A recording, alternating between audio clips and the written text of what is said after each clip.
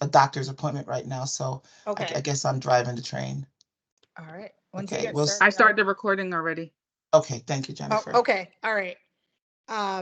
So I will call this meeting of the SEC's Outreach Committee to order. Um, I guess I won't take attendance because I know we don't have a quorum, so we'll just jump right in. If I can find the agenda if I need to. Hang on, just give me a moment. Maybe. If no one, is it in the invite? Yes, I think it is. I got it.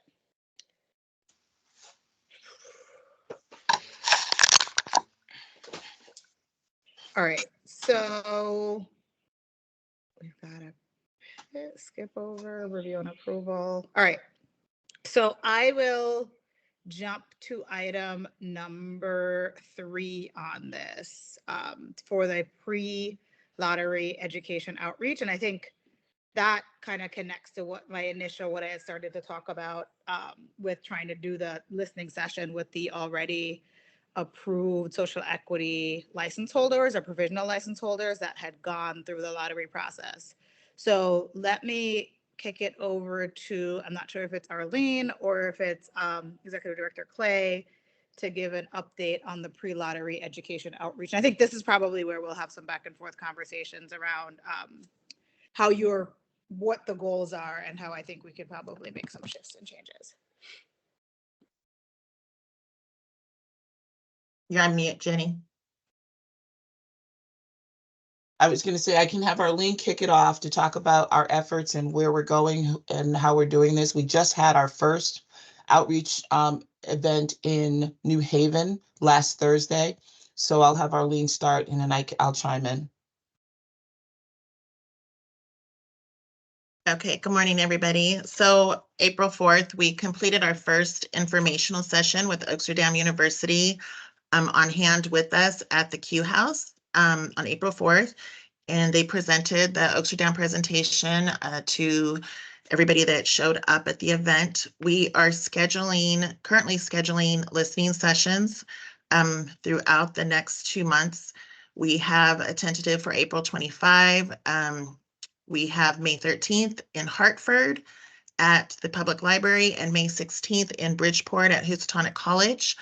So far, we are currently looking to book a lot of different sessions throughout the state. So stay tuned for that. What they presented was entry-level workforce training, which is going to be 2 weeks. And it'll begin last week in May, run through June. Then there's a management training of 3 weeks available after that. And there are several simultaneously programs going on at the same time. And then we'll also have the pre-accelerator boot camps, which will run June through July.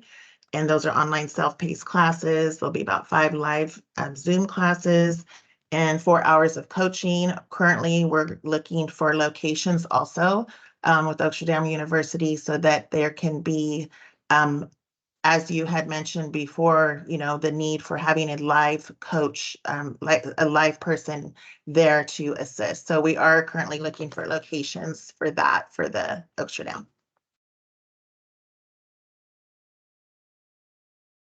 If I can just add a little bit more context to the purpose of the pre-lottery education and outreach. So part of our efforts in doing pre-lottery, so we do expect that there will be a lottery sometime this year. We are not sure of exactly when. We are waiting for more information from the Department of Consumer Protection. But in the meantime, one of the things that is very important to people in the DIA is for them to understand how the lottery works, what is the criteria to become a social equity applicant. And in addition, we are offering, as we are required to offer, some workforce training in the areas for cannabis. So as Arlene mentioned, we have through Oaksterdam University 2 certification programs. One program is an entry level, sort of a bud tender program for retail. And what that class does is it allows people, and it provides people with information kind of overall in the cannabis industry, Connecticut law versus federal law.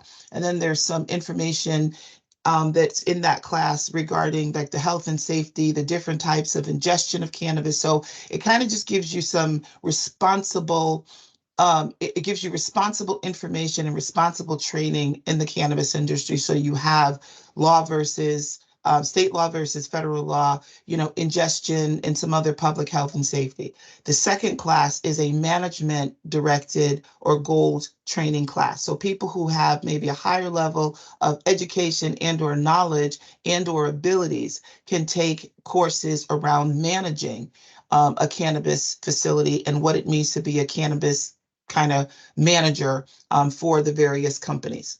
In addition to that class, we have it's a 5-week boot camp, and it's part of the accelerator that we offer social equity applicants as a part of their education in the cannabis industry. It's a 5-week class. It goes into vendor training. It goes into the history of cannabis. It goes into owning and operating a business. And so what we don't want people to do in the communities is say, well, I'm going to own a cannabis business, but not have any idea as to what that might mean to them.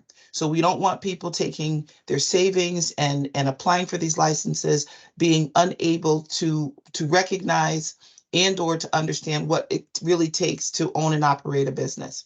In addition, we will be offering information about the criteria and how to get ready to apply. If you make the decision to move forward, whether it's in a career or whether it's in ownership, entrepreneurship in cannabis, you will have some good, solid information to use.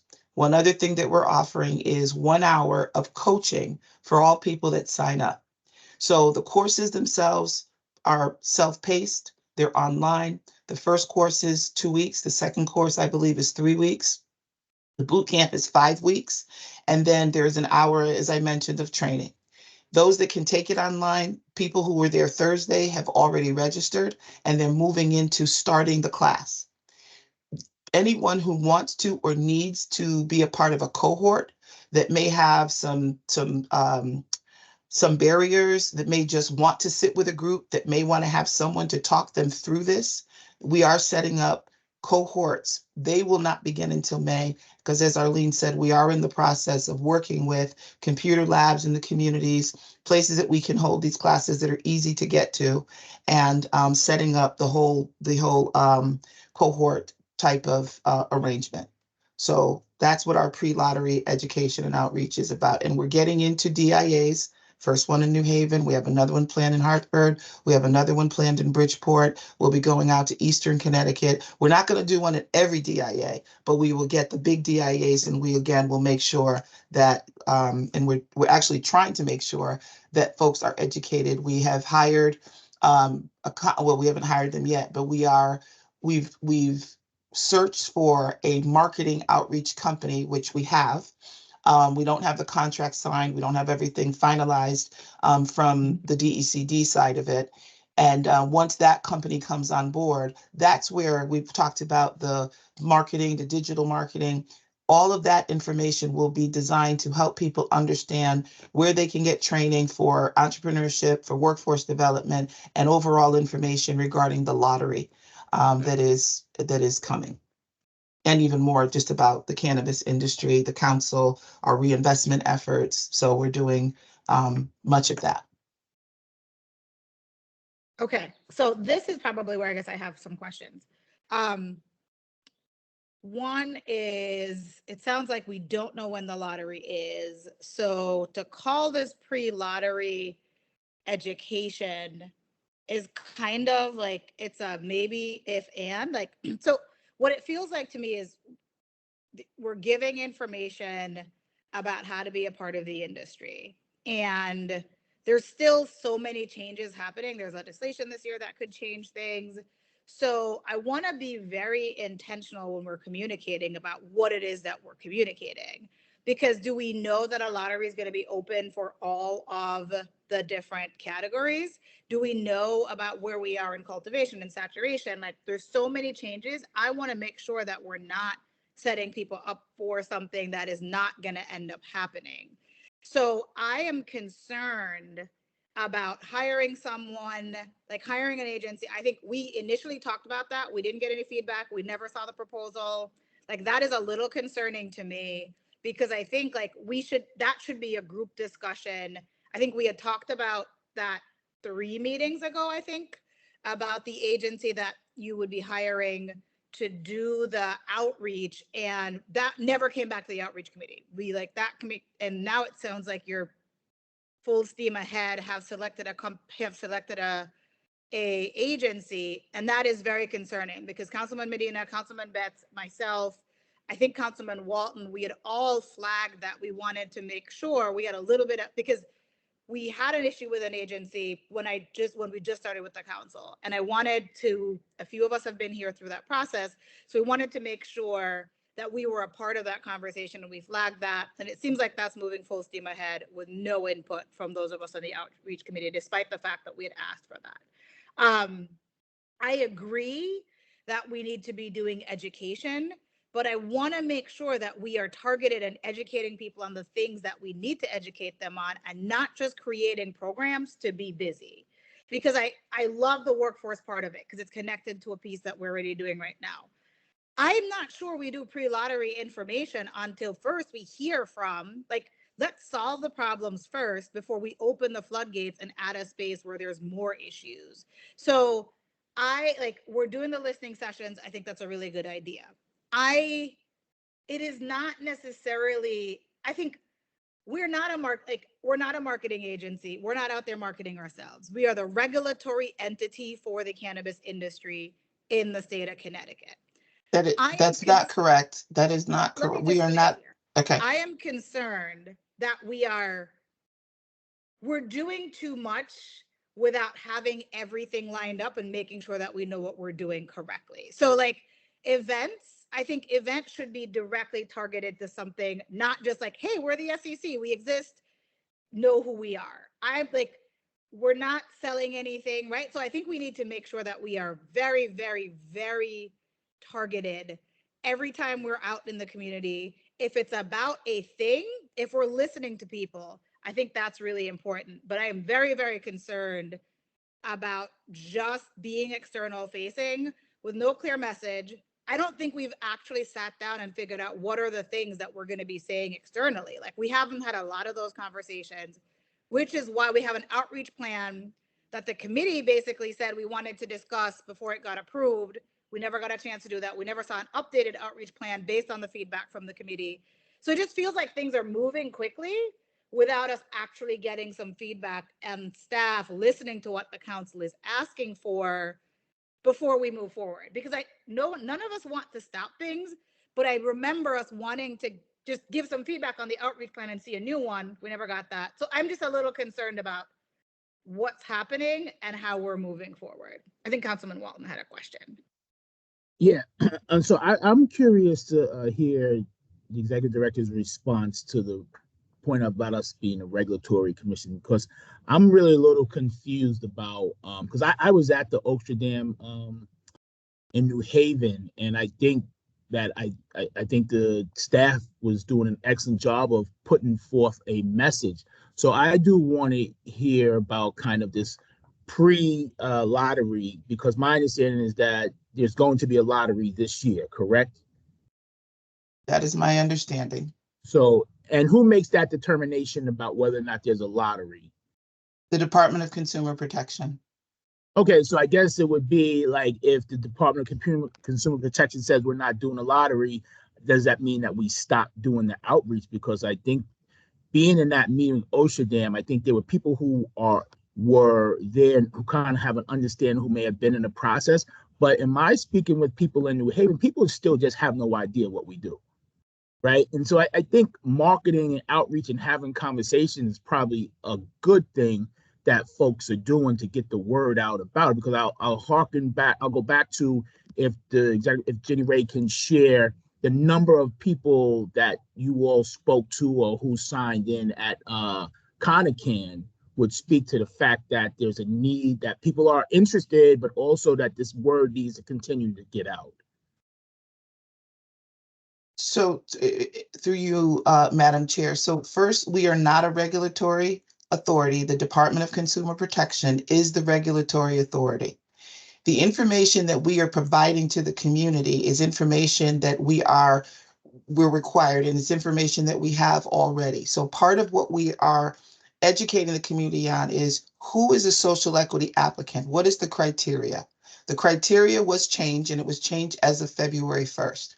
In order for people to be ready and to apply for the lottery that we expect, they have to understand and they have to know. Part of the barriers with people applying for licenses in the first lottery, we did the best we could in getting out information with very little time to kind of go through in a more I guess in a more determined, in a more directed focus point, and getting again into DIAs and getting out to people who are actually eligible. So folks were collecting documents, they were missing documents, they didn't understand what the documents were. We did webinars, we did office hours, we did the best we could to get to as many people as we could.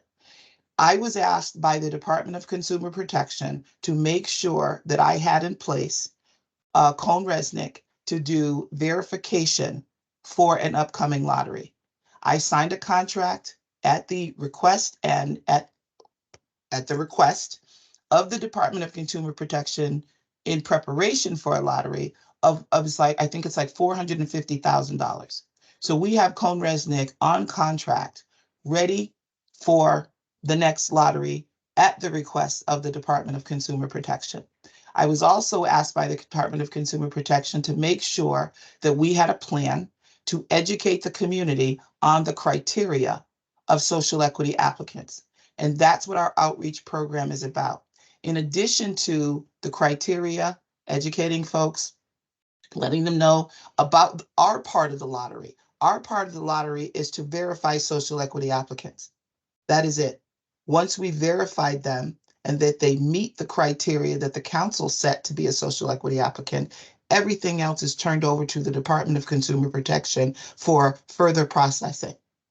It comes back to the council when we have to approve a social equity plan and a workforce development plan. And those two documents are required as a part of the final licensing process. So as it relates to the license piece of it, the council has three parts: verify the social equity applicant, approve a social equity plan, approve a workforce development plan. Yep. So, So that's why I said we're a regulatory agency, because we were approving the plans moving forward. So what you just shared is very different from what you started out about the pre-lottery education. I completely agree that we need to be clear about what the requirements are. That I understand. What I want to be, I just want to make sure, since from your perspective, you're saying we don't determine when the lottery is. Like, what is the trigger point with DCP to say yes lottery, no lottery? I am just making sure that I understand why we have CohnReznick, because they do the verification. I understand a lot of that piece of it, but what I want to make sure is everything is aligned. Sometimes it feels like things are just not aligned with the path forward. It feels like there's a lot of stuff happening and it's not really connected to like what's our path forward and how are we, like, what are the goals that we've set out for ourselves. So I understand that the first time, is what it is. If we are going to have a lottery moving forward, it feels like we keep putting the cart before the horse and then stepping back. We should know pretty clearly what, like, if that the conversation with DCP needs to happen before we are out in the community saying things that we can't actually give people specific information on. We can't say it's April. A lottery is going to happen this year. If people need to get themselves together, when the lottery opens, they have a limited amount of time before they're able to get what they need to make sure that they're verified and all that. So I want to just make sure that the left hand is talking to the right hand. I don't want you and your staff to be out there doing work and then coming back and then it needs to shift and change. I think we just need to be very clear. I think Councilman Walton asked this question, like, who decides when the lottery is happening? And we should know when that is to say, is it going to be in the summer? Is it going to be in the fall? So you're having these conversations, then it's clear what the conversation is and what it's going towards. So I would just caution that would be a very useful, because for me, it just feels like there's going to be one this year. Could be any time. Like, I think we just need to have a little bit more clarity. Agree with you on the criteria piece, which I think it wasn't clear when you started talking about it, but I am just concerned that there's a lot happening and it's not connected. And I just want to challenge you on the fact that, like, we are approving a lot of things, so that makes us regulatory in nature. So that is our goal. We have to approve social equity plans, we have to approve workforce plans. We approved all of the Section 149 licenses. That makes us a regulatory agency. Councilwoman Comer. Thank you, Madam Chair. Through you, I don't know if my camera's working. It's doing this weird blinking thing. Anyway, just to provide a little bit of context, my understanding as well is that there will be a lottery this year, but the timing is interesting. What I have heard from DCP is that we have too many retailers. We do not have enough supply. So my guess is they would probably be opening up at the very least for micro cultivators. And part of the challenge around opening up for a new set of cultivators, and this is, we heard about the hemp issue. Part of the reason why hemp has come into the conversation is because there is not sufficient supply. And that's connected to the fact that many of those who have been approved for a Section 149 license have not yet paid their $3 million fee. So it's this weird sort of situation that we're in where we want to have another lottery, but we also we have to figure out what to do with the existing Section 149ers who have not yet paid their fee, because there's a desire to not have them be out of the market. Because if we do open up a lottery for cultivators, for instance, and then some folks come up with their money and everybody starts growing, then you've got an oversupply issue, right? So I think there's some value to what you were saying about knowing which licenses are coming online as we go out to the community to have an education session.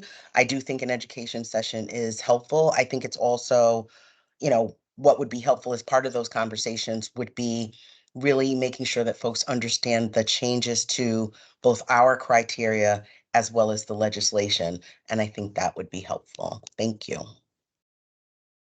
Thank you, Councilwoman Comer. So I don't know, just to go back to the agency, I don't know if that's through the gate, if our concern were just ignored, but I will just flag again the concern that Councilman Medina, Councilman Betts, Councilman and myself, and I think Councilman Walton at the time, we just wanted to get a little bit more clarity on the what of the agency before we move forward on selecting an agency. And I say that given we've gone through a process with an agency before that just didn't work out. So I just wanted to make sure that we had all of our ducks in a row before we move forward. So is that is that like done, contract signed, or is that something that the committee can come back to and have a conversation about budget, what they're going to do, and kind of what their scope of work is moving forward? That would be incredibly helpful. Yeah, and I can ask Arlene or Christina to speak to that. They kind of led that process, but I will tell you that the contract is not signed. So we have not signed a contract yet. We have gone through the state's bidding process and interviewing. The marketing outreach is a master contract. So the state gives you a list of people that you can speak with, interview. We actually happen to select the same agency that is working with the DECD on the statewide rebranding because they understand and they understood the rebranding of the state of Connecticut. So that's the marketing agency that we went with. The other thing I wanted to just add, in our efforts to be out in the public and in the DIA communities and explaining, and again, the reason I call it pre-lottery is because before the lottery, whenever it's going to happen, and I have asked the question multiple times, when are we going to have a lottery? When do you know? And I'm told we're not going to know. The one thing that is not going to change, whether we have a lottery, whenever the lottery happens, is the criteria to be qualified as a social equity applicant, the documents that you have to collect. So what we found in the first round that people said to us is, I went to this school and this school will prove that I went there for 8 years and I lived at this address, but that school now is shut down. I can't find those records. So what we are encouraging people to do is, this is the criteria. These are the actual documents. We are also having CohnReznick do live webinars that tell the public exactly how they will be reviewing these documents for eligibility. So when we say pre-lottery, we are encouraging people, they can start right now. They can start to collect, and this is the criteria to qualify for residency, you need this. To qualify for income, you need this. To qualify for ownership and control, you need this. These folks can start working on this information right now if they have or want to determine that they are going to apply for a license. They may start to collect the information and find that they're not eligible. So now they don't have to worry because now they already know. So that is our effort, is to be proactive, because these are the things it's not going to change. I understand that. I'm just saying, to Councilwoman Comer's point, if someone thinks they're going to be a cultivator, I just want, like, you don't want people to go through. It's fine. It's a moot point. It doesn't matter. We can move on. So I think we all have understanding. You haven't signed the contract yet, but it sounds like you've selected an agency, which, as I said, is a little concerning given all of the thoughts we had initially and the pushback from the committee. So let's move on to, in the interest of time, let's move on to the community conversations update. Arlene can do that update. Okay. So for the community conversations, we currently have the PSAs out to the trusted messengers for New London, Stamford, and Norwalk. So that, and we're looking to start the end of April. We also are continuing interviews ongoing for the following locations: Bristol, Ansonia, Meriden, and Bridgeport. And we are currently interviewing submissions for that.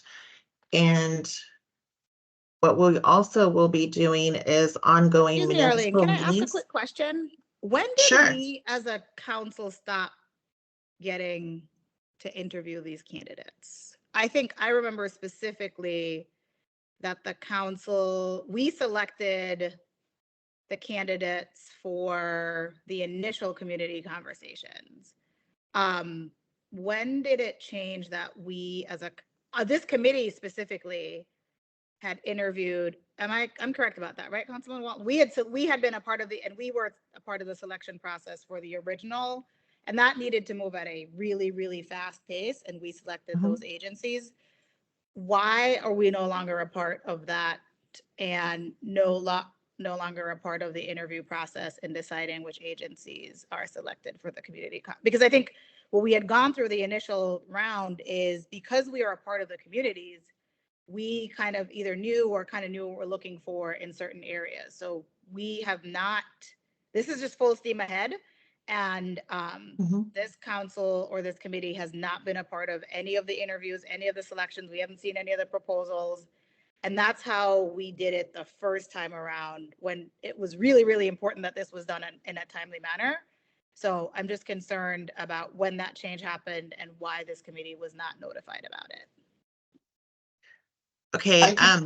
I'd like to add something to that. So in the first round, when we received and we had proposals for Waterbury, Hartford, and New Haven, we had multiple proposals. In these conversations that we are experiencing now, we are lucky if we get one person or one organization to apply to be the trusted messenger. In the cases that we have, that we're moving forward, we have actually gone out and tried to find a trusted messenger.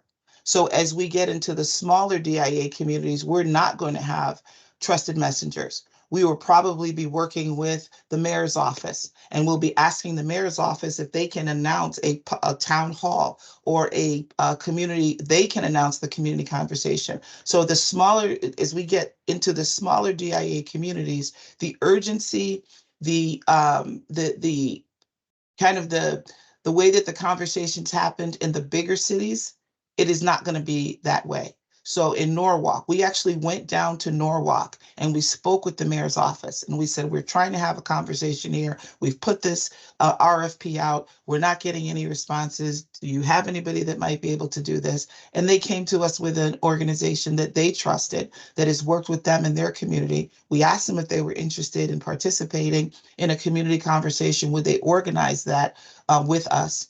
And that's how we got to the Norwalk. So the same thing with Stanford, the same thing with New London. We spoke with Representative Nolan.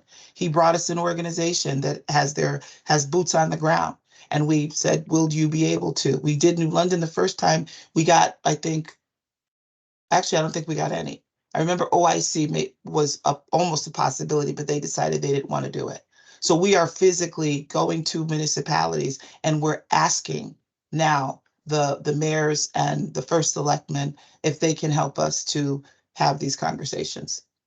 And I think what I would challenge you, and I think some members of this council would challenge you, is that I think if that's a collaborative conversation. Personally, I'm not sure if the government entity hosting the conversation is necessarily the best or being a part of the collaboration, but just flagging moving forward, it would be great if this council, we could go back to it, if this committee, if we could go back to it being a collaborative process and being a part of figuring out who are hosting the community conversations, because a lot of us have connections in some of these communities, which we might be able to be helpful. I think we just, maybe that, and I'll own, maybe I missed that communication on the fact that we were struggling to get folks in different places.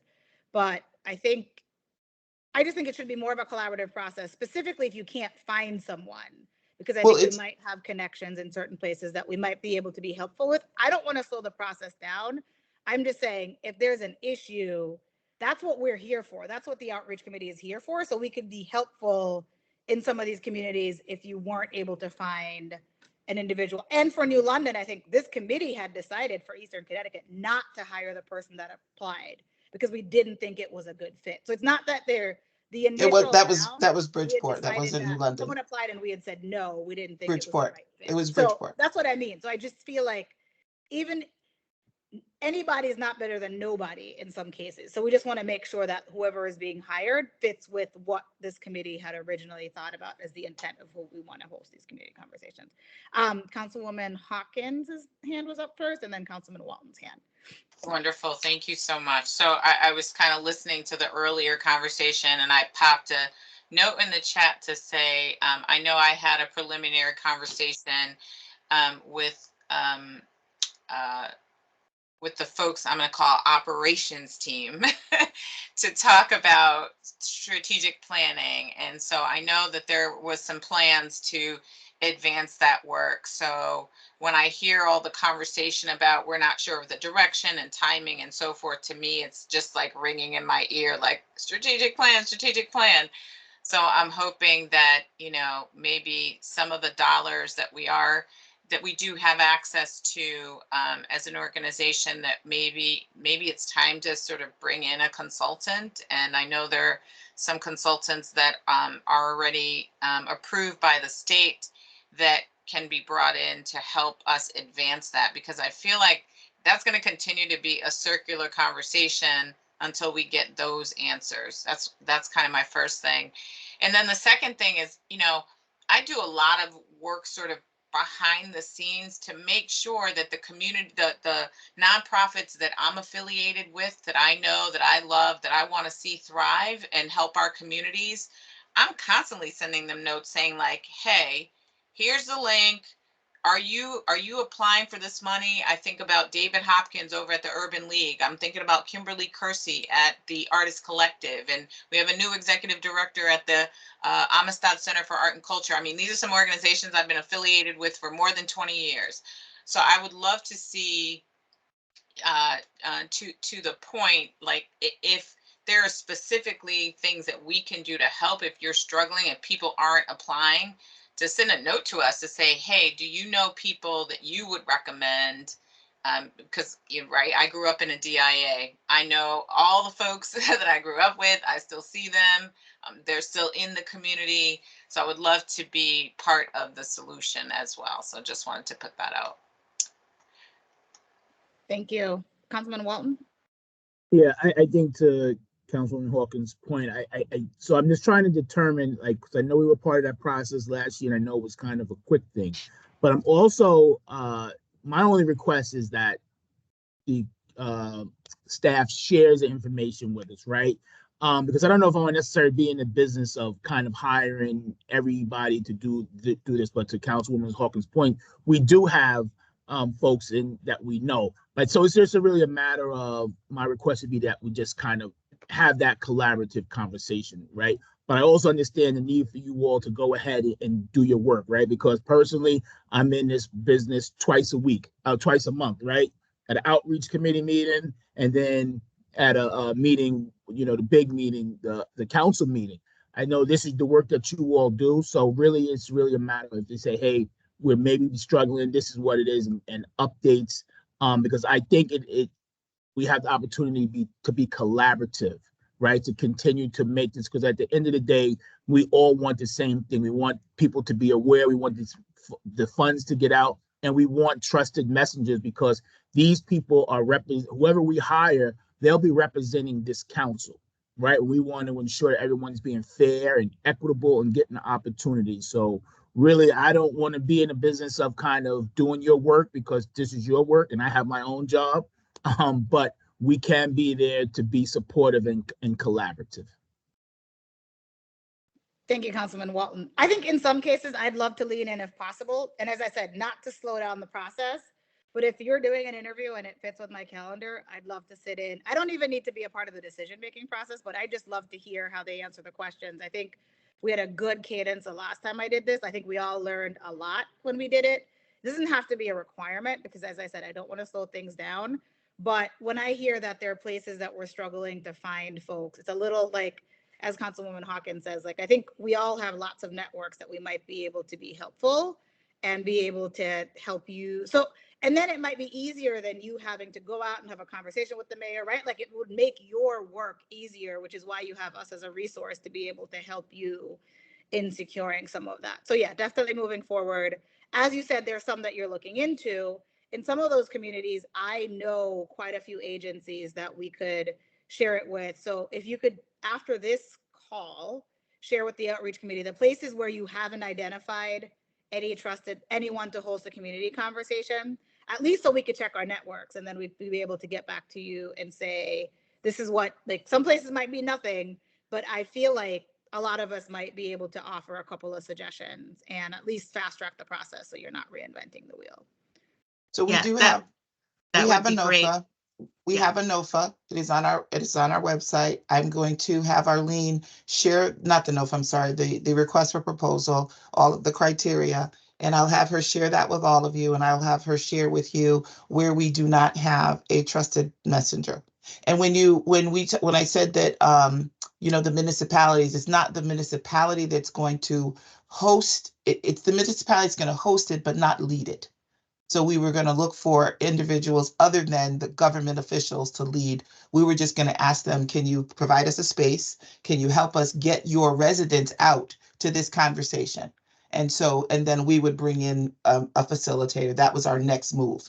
Like I said, in some of the smaller communities.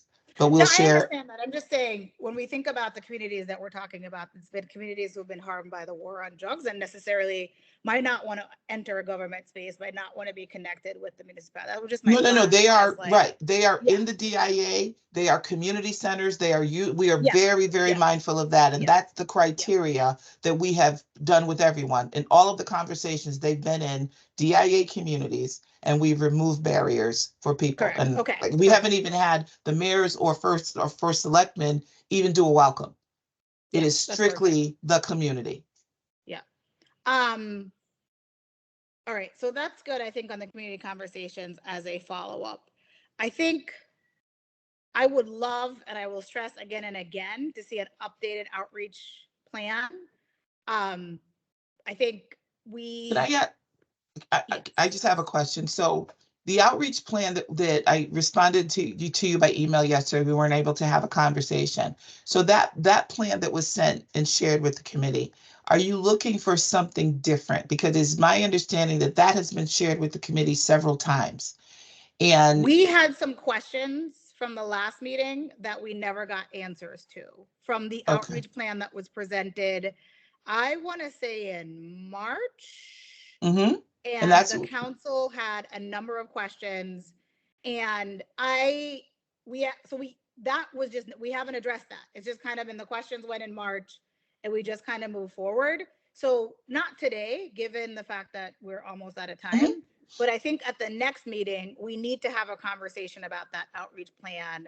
There were a number of questions that we asked and Arlene had said she would come back and answer and follow up and what some of those questions were. What I'm saying is we've never had that follow-up conversation. Okay. So We will make sure that's that happens. what Yeah, I'm I believe I asking did for. have an email that addressed the questions that Councilmember Medina had asked after the council meeting after you had to leave. So I will make sure that you get a copy of that.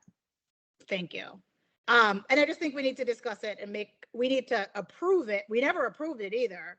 We kind of just talked about it and it's been that's how we've been doing things, is that we would have a conversation, follow up, and we'd vote on the outreach plan to execute on it. That's just how we've been doing things.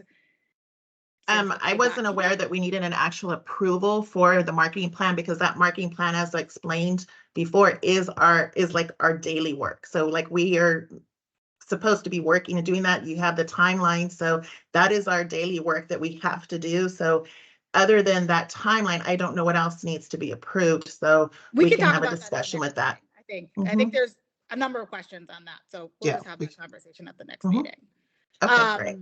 Or we can meet before the next meeting. Yeah, I was going to say, maybe we could have a conversation prior, just so that we're ready. I reached out yesterday, which is a little short notice for the meeting today. So I'm going to go back to what I've flagged. The money that we're going to be spending on the agency, we would like to see the scope of work and to see the proposal that they put forward for. It's the one that DECD used. That's great. I'm not sure.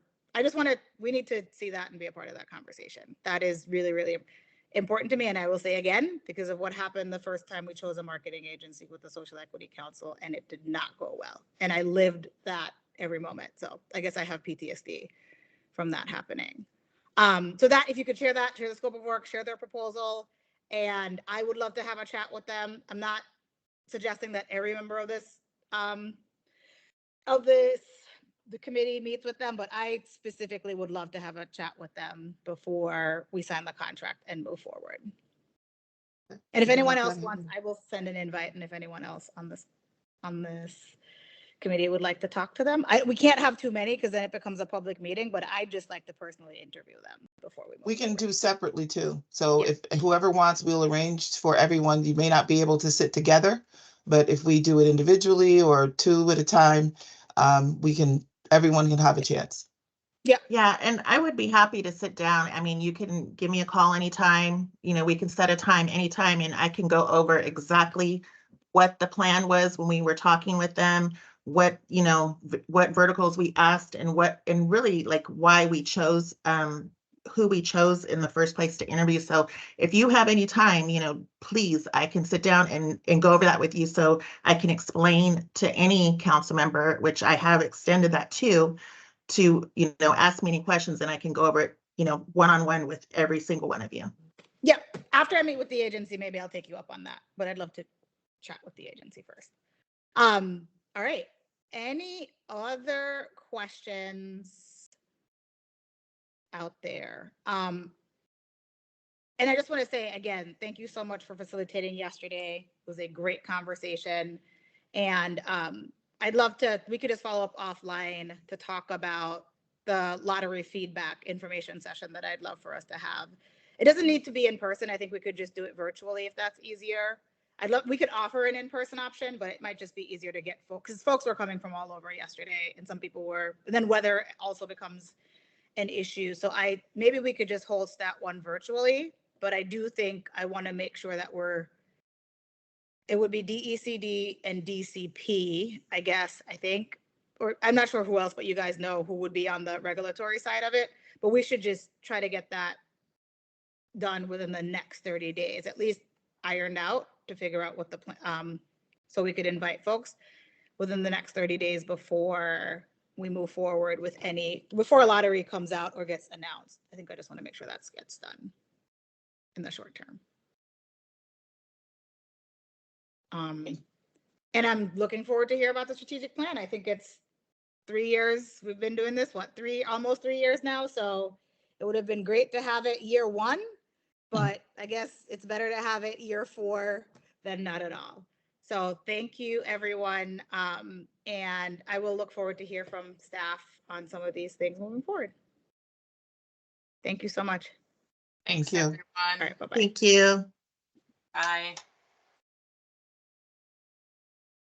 Bye, Kevin. Thank you. All right, everyone. Have a good weekend. You Thank too. you. You as All right. well. Can we stop recording, please?